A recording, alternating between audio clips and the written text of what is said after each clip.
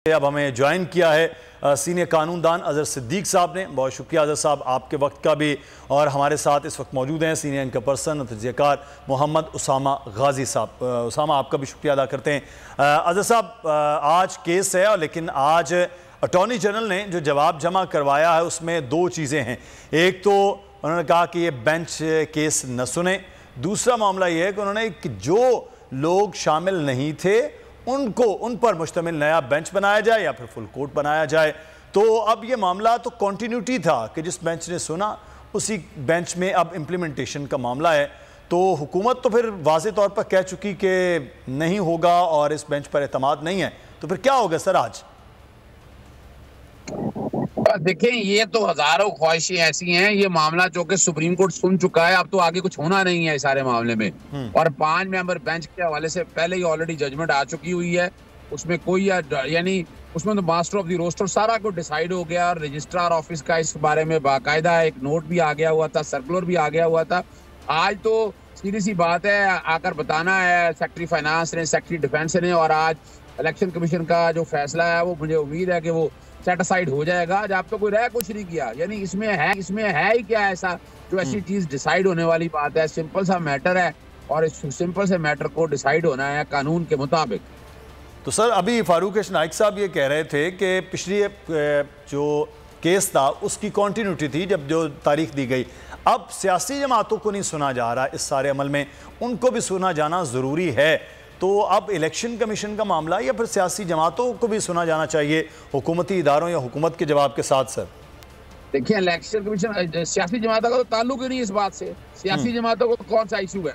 आईने पाकिस्तान 1973 की इंटरप्रिटेशन है, 90 दिन के अंदर इलेक्शन होने हैं और 90 दिन के अंदर इलेक्शन होकर रहेंगे, यानी उसमें तो बात ही कोई नहीं है। या तो आईने पाकिस्तान को एक तरफ रख दें, आईने पाकिस्तान को अगर सामने इंटरप्रिटेशन आनी है तो सियासी जमातों का ताल्लुक कोई नहीं। ये तो काम है सिर्फ इलेक्शन कमीशन का और आपकी इंतजामिया का, जिसने इलेक्शन करवाने हैं और जिन्होंने इलेक्शन करवाने हैं, और ये उनकी जिम्मेदारी है, इसमें तो कोई डाउट ही नहीं दिया गया। तो सर, लेकिन हुकूमत की जानिब से तो फिर पैगाम दिया गया कि इस बेंच ही ये केस ना सुने, यानी अटॉर्नी जनरल ने जो जवाब देना था वो हुकूमती जवाब था, उसमें तो वो इस बेंच पर ही इतराज जब कर चुके हैं तो फिर क्या होगा? बेंच के इतराज का ताल्लुक ही कोई नहीं है इस बात से। हुकूमत कौन होती है बेंचों पे इतराज करने का, अपनी मर्जी के बेंच बनाने का?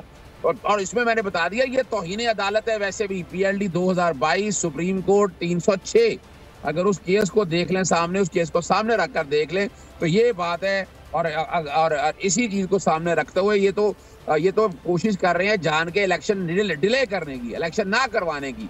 और इसकी इजाजत आईने पाकिस्तान 1973 बिल्कुल नहीं देता है। 1997 वाले हालात पैदा किए जा रहे हैं और वही एक सियासी जमात लड़ाने की कोशिश कर रही है।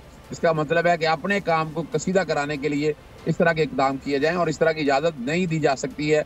मैं नहीं समझता वफाका और अटॉर्नी जनरल को भी 1000 दफा सोचना चाहिए था। After all he is the lawyer, उन्हें इस्तीफा दे देना चाहिए था।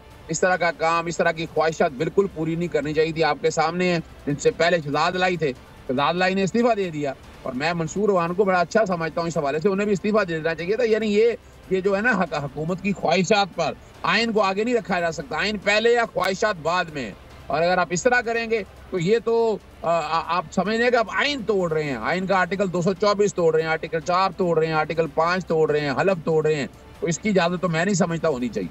तो सर, आइन के तो जितने भी मामलात हैं वो तो पहले ही उन्होंने इलेक्शन कमीशन ने डेट देने के बाद खुद से डेट दे दी, तो अब चीज़ें हो रही हैं। अगर ये वीडियो आपको पसंद आई है तो हमारे चैनल को सब्सक्राइब कीजिए और बेल आइकॉन को क्लिक कीजिए। तो नजर आ रहा है सामने लिखा हुआ है जुल्म मिटने के लिए, 2 चीजों से मिटेगा भाई। एक, अदल की कुर्सी पे जो लोग बैठते हैं ना, वो अदल के हिसाब से फैसले करने लगे। दूसरा, कौम निकल खड़ी उस जुल्म के खिलाफ, तो जुल्म खत्म हो जाएगा। या इन दोनों में से कोई एक चीज हो जाए या दोनों हो जाए।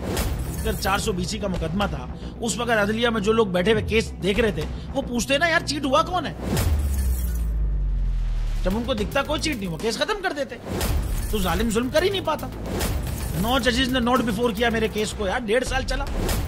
शख्सी जमानत का केस, सेम केस इस्लामाबाद में कर दिया। एक ही इल्जाम पे 2 केस हो नहीं सकते भाई। मतलब 60 दिन का वक्त होता है, 102 दिन के बाद मैं जीत गया, केस बरी हो गया, 102 दिन के बाद अपील फाइल की, एक्सेप्ट कर ली। नहीं करते ना एक्सेप्ट, खत्म हो जाता ना जुल्म यार। भरी अदालत में मुझे बरी कर दिया, फिर पता नहीं क्या हुआ, 2.5 घंटे बाद का नोट बिफोर।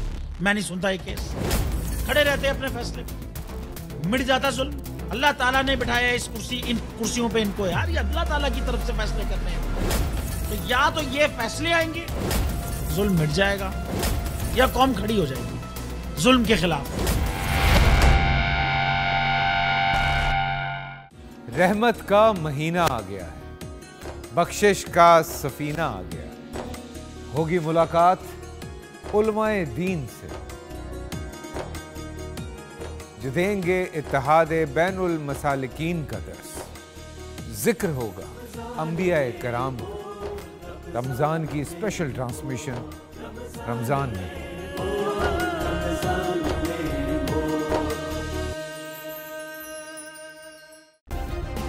सब्सक्राइब करें और बेल दबाएं ताकि कोई खबर रह न जाए।